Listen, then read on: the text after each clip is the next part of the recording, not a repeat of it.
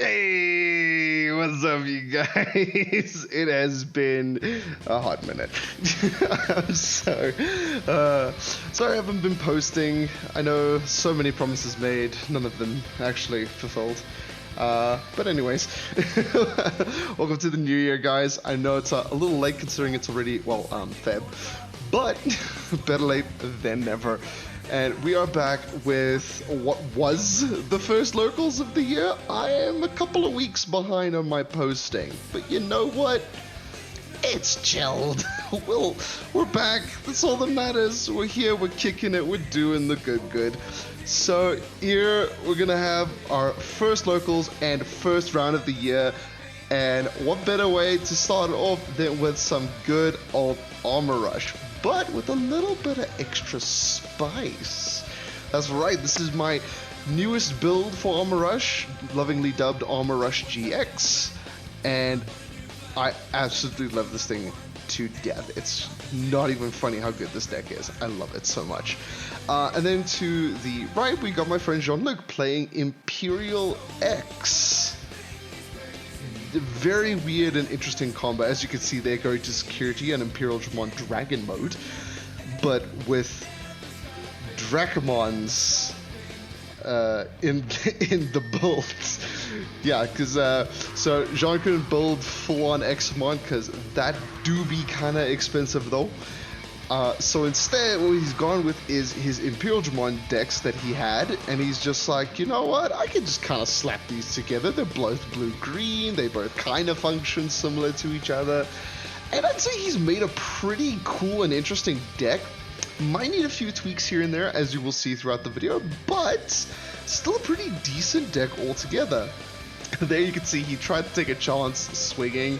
I love reminding everyone how Magnamon EX work. Magnamon EX, this isn't Pokemon. Magnamon X antibody works, because it's always funny. Even I think at the table, I was like, why? Did you think that was going to go any differently? I was like, I don't know, maybe you would let it through for some reason because you want the damage. And I'm like, this isn't that kind of deck. But it is this kind of deck. Welcome to the new spice of the new year. We have added a Jesmon GX into the deck list, ladies and gentlemen. We've added two, actually, because this card is amazing. It does exactly what you needed to do that Armor Rush was like missing, and that is a top line finisher that works really well. Magnamon X, really good card. Don't get me wrong, absolutely fantastic card, but one glaring issue, and that's it. It's a defensive card, not an offensive card. So the deck kind of was missing that little bit of extra oomph, and the fact that Jesmon GX can digivolve onto any Royal Knight is frankly stupid. They really should not have made that a possibility, yet here we are, ladies and gentlemen. The nice part is it lets you bottom deck another Royal Knight on Digivolve to activate what its on Digivolve effects. So in the case of this deck, you can swing with the Magna X, and then if you slap a normal Magna under, you get the unsuspend and DP boost from the Magna, which is great. So you can swing with Magna X, hope it doesn't die obviously, then Digivolve into the GX. If you attach a Magna, it also unsuspends on Digivolve as per Magna's effect, and then the GX gets that on Digivolve effect to unsuspend, and then you can swing with the Jesmon again, because even if you pass turn, the Jesmon has Blitz. Don't ask me why, because it also has a slew of other very ludicrous effects, such as piercing, blocker, and security +1 for every Royal Knight in its sources.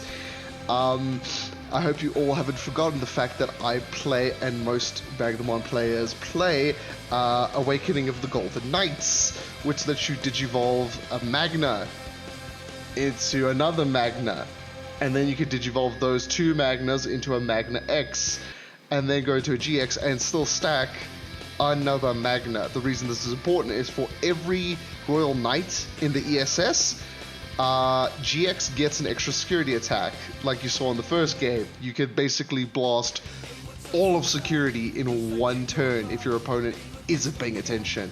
And fun fact, in the first tournament of the year, everyone was a little rusty and, go figure, not paying attention. So, kind of worked out in my favor, I guess. But yes. So this is a really good deck. I'm really loving it, really enjoying it. Whose turn is it here right now? I believe it is my turn, although I seem to be thinking a lot. You'll notice also a lot of this locals. Oh, there we go for the golden. Oh, double blocker. Nice. I believe I even taunt. Yes, there I do taunt with double blocker. You'll see throughout this video, we are just happy to be back at the card shop after like a couple of months, i.e. December into January. Not a couple of months. I think it was a month total if you count all the days out. But still, we missed each other, so it was like nice to like sit at the card shop together again. So we're all just kind of like having a good time, talking, chatting, nothing like super serious. And if you would notice, this is a rather short video compared to all my other locals playthroughs. Sorry about that, by the way. But it's only 30 minutes long, even though we're at 4 rounds. We did play 4 full rounds of Digimon at this first tournament of the year. I did Swift 2-0 everyone, spoiler. So, it is what it is. But I guess it's nicer to have the videos a bit shorter.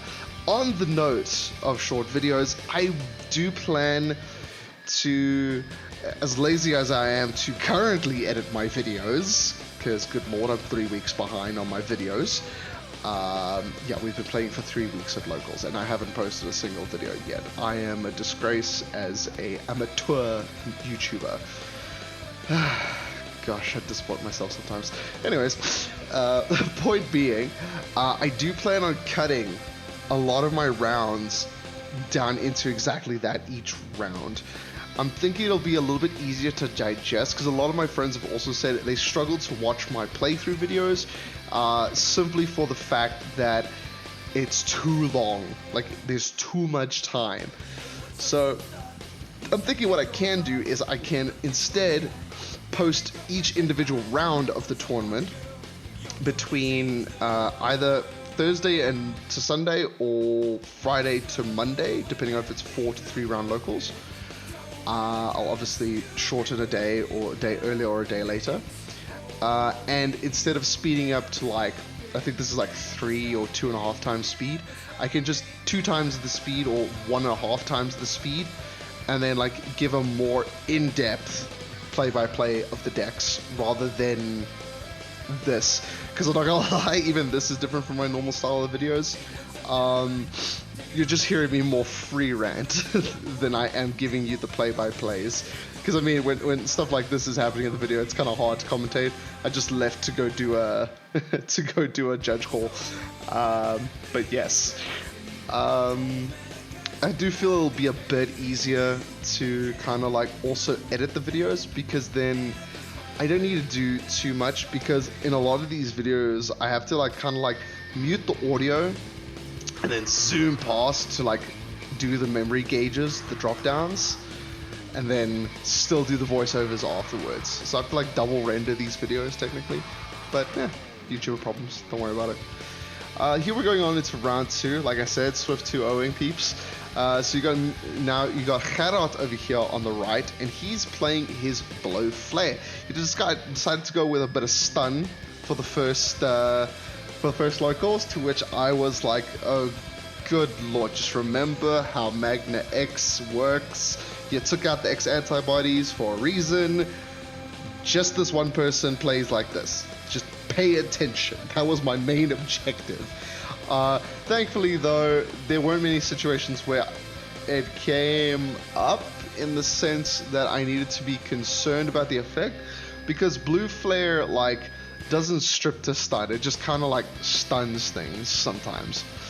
So it made it a bit easier to keep track, as opposed to like worrying like, oh, do I have an armor in the source, do I not have an armor in the source? Like for instance there, as you can see, Sorai strip 4 I believe, and then stun 3. Easy to keep track of, like even if I had like everything, it would still be perfectly fine. Alright, here I went for a bit of resource management, which was good on my part, like rather setting up a board than going for the Damagi. Not that I could because the Sora had stunned everything, but anyways. Goes for the Decadramon, and here I go for all my mad swings, because I believe I even asked him, I was like, oh damn, I'm one short, and I'm like, wait, isn't Decadramon a blocker? And he's like, nope. Oh wait, no, it wasn't this, was it this game? Was it? Oh no, I think that was next game. Oh no, was it this game? Oh yeah, Sorai stunned everything, basically, and I was like, oh damn, and Decadramon's a blocker, and he just looks at me with like a sad face of like, nope. And I'm like, oh, then swing with Magna for game, question mark? And he's like, yeah. And I'm like, oh, okay. We could have just called it, but alright. A lot of people did that this tournament, where they were like, no, I want you to play it out. And I'm like, but why? Like, it's just one extra set of interactions, like, I get like not wanting to quit when you're up against like a bad matchup deck and just like enjoying the play out and seeing what happens, but when it's literally like, you're gonna force me to pick up one card and tap, and that's it. Yeah, it's a little bit of a pet peeve, but yeah, it's not the end of the world. So here, Herod had a little bit of a rough start. No rookies, just Greymons. Oh, he got so excited because he thought, I remember he got excited because he thought my Vmon died, and I was like, nope, this is the Jammer. And he's like, ah, damn it. Everyone forgets about the Vmon Jammers, and I only have 2, so it surprises a lot of people. I really should invest in getting like another 2 jamming Vs, but that's going to be like later down the line, because they are still not just expensive, like, well, they're not too expensive, they're $10 a pop on Troll and Toad, so it's not too bad, but even then I'm like, nah, it's not worth it. Not worth it just yet. Like, there are other cards I'm buying and stuff like that that I can't like justify reducing like my entire TCG orders, single orders, by like 10 cards to put 2 cards in. I'm like, the deck functions fine without it. I don't need to do this. Here he goes with a lot of Metal Greymons, because of that stun effect is really good. Like, that's really good. The fact that on play it just stuns things with the same amount of sources as it. It's bad for late game, because obviously when you have like a massive stack, this is one of those exceptions where like I don't have a massive stack, but like when you have massive stacks, that really does nothing. Here he was very happy because he had the Kuma to strip the top source of my Magna X, which basically takes away the armor. Here's a bit of a misplay that I already picked up in editing. I evoed a Madoki Beta into a Raidramon as if it was Vmon, which, yeah, is not legal in any sense of the word, but neither of us picked it up, and it really did matter. Because now I have basically everything I need, like memory-wise and everything, to just like push for the amount of damage that I'm about to do here. Because all I have are I have the swing of the Magna, so I do that first. I have a Lobo in hand, so that's another one. And I believe I started panic. I believe I have the GX in hand with a Magna engraved to unsuspend it on Evo. Yeah, I did have the Magna to unsuspend it on Evo, and then that's game. Oh, here I was explaining that I thought I didn't have normal Magna, just Magna X's, so I couldn't unsuspend, and I had Loboed onto the Tamer that unsuspends 2-colored Digimon on Digivolve. So if I only had Magna X's, I absolutely would have messed myself up by poor Tamer choice. If this had gone to a game 3, I'm sure it probably would have gone to me, because like I think I was out his. The thing with his Blue Flare is he doesn't have a lot of stun like his Blue Hybrid deck, so I could keep up with the amount of stun his Blue Flare was dishing out, but I could never keep up with the amount of stun his Blue Hybrid had. That was just insane.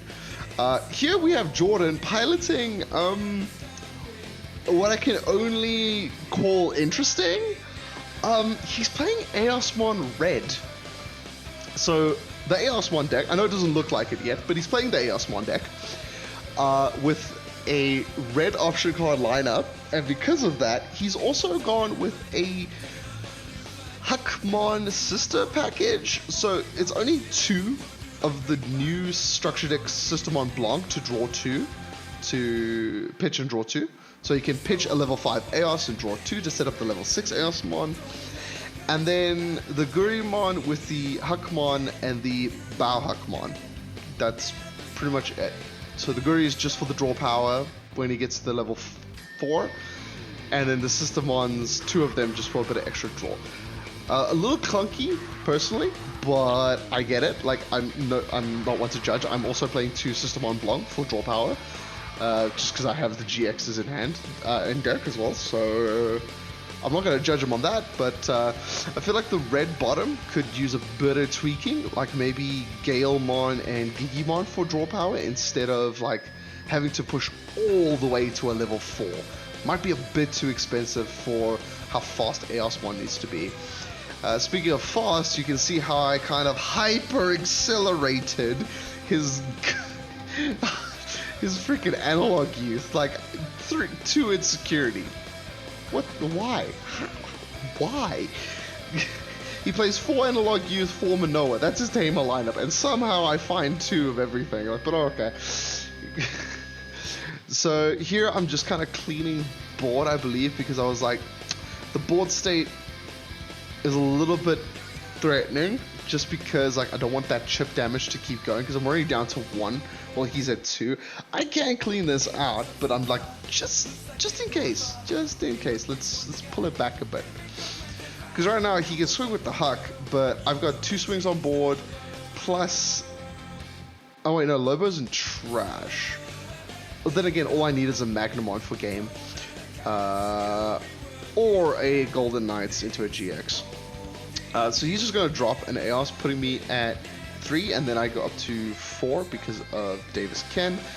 I swing, I hit an Aeos, he pops, and now I'm pushed to protect. Then he gets the option card, which lets him play an Aeos and delete. He is smart and opts to delete the rookie. And I think this was... Oh, I lied. Right, I didn't go 2-0 everyone. I think Jordan was the weird one where I was like, of all the decks I thought I would get a game 3 out of, did not picture Aeosmon. I'm not going to lie. I mean, I played the deck. I was interested in the deck. I actually quite liked it. I played a Aeosmon yellow because I figured the deck's problem was survivability. Jordan disagreed. He thought it was not enough aggression, so he decided to whip out the nukes and just go ham. But yeah, I think the top end, the bottom end being like such high investment is a section where you can optimize. Like for my Dragon Link deck that I play currently, I have a bottom red line of Galemons and Gigimons for the draw. The Gigimon from, I think it's EXO2, that says if this is Galemon, if this has Gale, Growl, or Gallant in its name, when attacking, draw 1. So I Evo into the rookie, I promote, I swing, I draw. If it dies, oh well. If it doesn't die, great, I get an extra draw next turn, or my opponent has to consider deleting it because it's going to give me a draw. It's low investment, it literally costs 0 to Evo, and it also reduces the deck count a bit. Because here, if I'm not mistaken, Jordan has 4 to 6 Hucks, and then the 4 Bao Hucks, I think? Or it's 4-4, which for me is very random, where you could play 8 level 3 Gales, and then the egg. Or you could play 4 Gales and 4 eggs and just call it a day. But that's just me. Here we're going for some swings. Don't need jamming because it was a Manoa. Goes into the Magna. I do get a bit of a 2k buff, and then go into the Magna X, keeping that 2k buff, because the 2k buff does specify this Digimon, so it does retain the buff because it is still the same Digimon. Here I think I'm just explaining how Magna X works, because once again everyone's a bit rusty. and we have all slightly forgotten how things work. So he swings here with the Eos, dropping another Eos, using the Manoa to search top 5. I'm going to redirect it to the Magna so it dies. He'll tap the analog to gain a memory because a level 5 died, and I'm like, okay, cool. Then he evos into the Eos, attaches 2, which then allows it to delete a Digimon. I will then Armor Purge to protect. He will then swing with the Huck. I will block it with a Magna. Passing it back, Davis will 73. I'll promote up here. The issue with the Eosmon deck is the level 6. Once it's on board, it's a little bit intimidating because it's got that extra security checks for every 3 Eos, and the Eos themselves is pumping it. So if you have DP based deletion effects, that's not going to really work on Eos. You're going to need level based deletion to work best. And Jordan actually plays this deck like exceptionally well. Like, I think he's found a really cool deck that he actually works nicely with. So I hope he plays it more. Like, I know it gets kind of boring when you see the same decks, but don't worry, I play a new deck every week, and that's going to be like kind of my rule of thumb for this year, unless something like really weird happens and I need to play a deck back to back. Like, let's say we randomly have a huge tournament and I need to play a strong deck, but I played my best deck the previous week. That's when I'll make an exception. But I will be trying to play a new deck every week, and once BT11 comes out, I'll have another deck to add to the pool, because my Mastermind deck is a little on the weak side for now, but once BT11 comes around, I can pump that up a little bit. I still don't have some of the best cards, like the Magna Angemon and the Lucemon Chaos Mode, but yeah, it's fine. There's another player at Locals with the full Mastermind package. She can wreck everyone with it. It's fine. I just have it as like a second deck, like an extra deck to have. I actually do want to do a video as well on that, like a whole video where I just like show you guys like what decks I own slash am playing. Because if I have to show you what decks I own, I technically own a lot of deck cores. I've got a binder just of deck cores. But more so like what decks I'm playing, I think would be a pretty cool video. Like what decks I'm playing in the current format for South Africa, since we have such a different format to everyone else, being like roughly a month behind everyone, because I believe everyone gets BT11, is it now? Yes, I believe it's now, 2nd of Feb, somewhere around here. I think it's this week that just passed, that everyone got BT11. We're only going to be getting it probably the 20-something of Feb, just because we have to wait for shipping and everything to get to South Africa because we don't have a local distributor. Bandai, if you're listening, please. But yeah, so our format's always a little bit behind, and also like our format is local dependent because we don't have nationwide events. It's very dependent on what our local scene looks like. Like, if I know everyone's currently playing, if I know the 3 players that play Must-A or all play Must-A, great, I need something that dodges deletion or doesn't care too much about its tamers. If I know everyone's playing like weird control decks like Blue Hybrid, great, I need something that doesn't care about its sources or doesn't use its sources at all. So it really is local. Our scenes are very locals dependent. Like, I think AI has a total of like 2 to 3 people playing actual meta decks, like current meta decks. I think like Kanan's playing Bloom Lord. Someone was playing. Was it actually Dark Knight 1 X Antibody? I don't think can be considered like meta. Sorry, Anton. But there are a few like 2 to 3 meta people playing like sort of meta decks, like every now and then, but very few of us like actually like buy the full-on meta strategy decks. And if we pull for them, we normally pull like 80% of the deck. Like, we never pull the full deck ever. So we kind of just like rock with what we got, and we're perfectly happy with that. I've noticed a lot of people in the comment section, like especially in like my deck profile videos, saying a lot of a lot of the decks I profile are very like suboptimal and stuff like that. And I'm like, I know. We're very self-aware there's suboptimal decks. Does that take away from the fact that they won a locals? No, of course not. That's why I profile them, because they won a locals, and they're interesting because they're against the norm you normally see. Like if I had to deck profile a Sakuyamon deck that everyone deck profiles, that's boring. I want to show you guys some spice, some South African spice. Speaking of spice, we have my boy Jan for I think the second time in not semi-finals, this is finals, this is the last round. And he is playing what we have all realized is his spirit deck. Red Hybrid. I have never seen a man so happy to play a deck or take to playing a deck so well. Like, Jan has found his magnum opus. Like, he has found the deck that, like, screams to him. Because Jan came over from Yu-Gi-Oh! And he was like, what kind of deck do you think I would play? And he played decks, if anyone is listening as a Yu-Gi-Oh! Player, he played like Mathmex, but he played Mathmex, and he had one other deck that he really, really loved, but like just never could keep up with the meta decks. Not that many Yu-Gi-Oh! Decks can keep up with meta. But he had two decks, but the one he was most well known for, which is where I met him, when I met him at Locals for the first time, he was known for playing his Orchest deck.